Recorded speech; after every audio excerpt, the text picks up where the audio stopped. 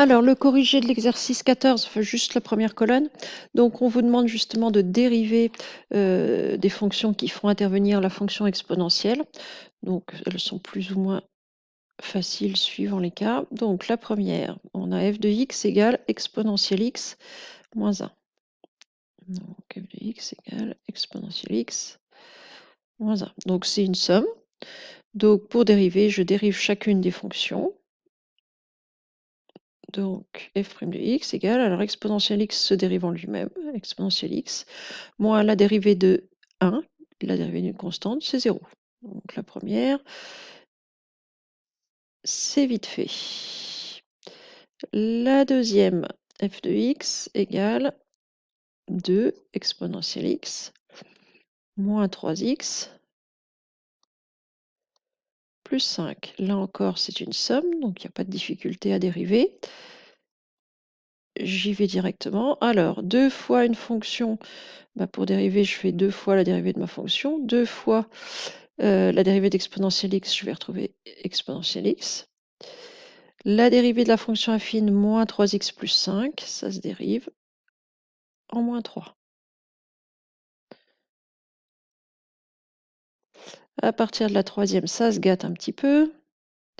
Donc la troisième, on a f de x égale 3x moins 1 exponentielle x. Alors, pourquoi est-ce que ici ça se gâte? Ça se gâte parce que c'est plus une somme, c'est un produit. Le produit entre une fonction affine et une exponentielle. Donc, on va avoir besoin de la formule de dérivée du produit, le produit u fois v, qui se dérive en u'v plus uv'.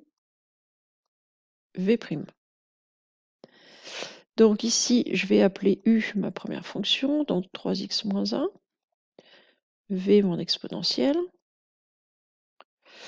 Je vais avoir u' égale 3, v' égale exponentielle x.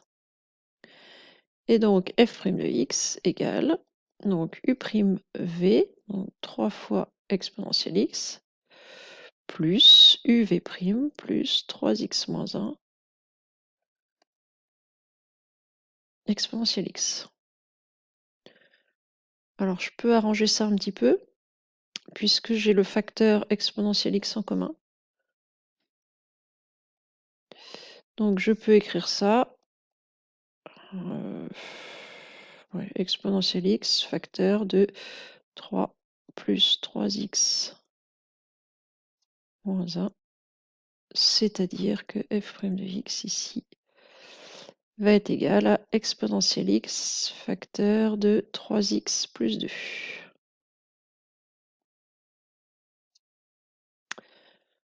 Voilà pour la troisième. La quatrième qui doit être un quotient, si je me souviens bien, exponentielle x sur exponentielle x moins 2. X égale exponentielle x sur exponentielle x moins 2. Donc cette fois-ci, on a un quotient, u sur v, qui se dérive en u'v moins uv' sur v au carré. Donc ici, je vais avoir f' de x. Non, il faut peut-être que j'écrive d'abord mon u, mon v. Alors, u, c'est mon numérateur, c'est exponentielle x. V, mon dénominateur, c'est exponentielle x moins 2. Je vais avoir u' égale la dérivée de exponentielle x. L'exponentielle se dérive en elle-même. Et v', la dérivée de exponentielle x moins 2. Alors, exponentielle x se dérive en exponentielle x moins 2, qui est une constante qui se dérive en 0. Donc, je vais pouvoir faire ma dérivée f' de x égale. Donc, u'v, je vais avoir exponentielle x, facteur de exponentielle x moins 2, moins uv' moins exponentielle x au carré sur v au carré sur exponentielle x moins 2 au carré. Alors, je peux arranger ça. J'ai ici exponentielle x fois exponentielle x. Je multiplie deux exponentielles, j'ajoute les exposants. X plus x, ça fait 2x. Moins 2 fois exponentielle de x. Et ici, j'ai moins exponentielle x au carré. Je multiplie les exposants, je vais retrouver mon exponentielle de x.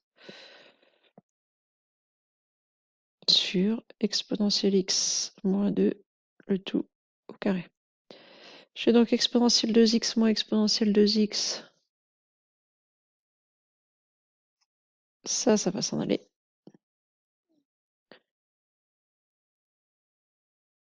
Il va me rester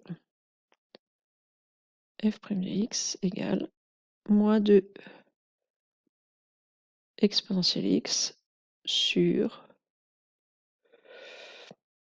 exponentielle x moins 2 au carré.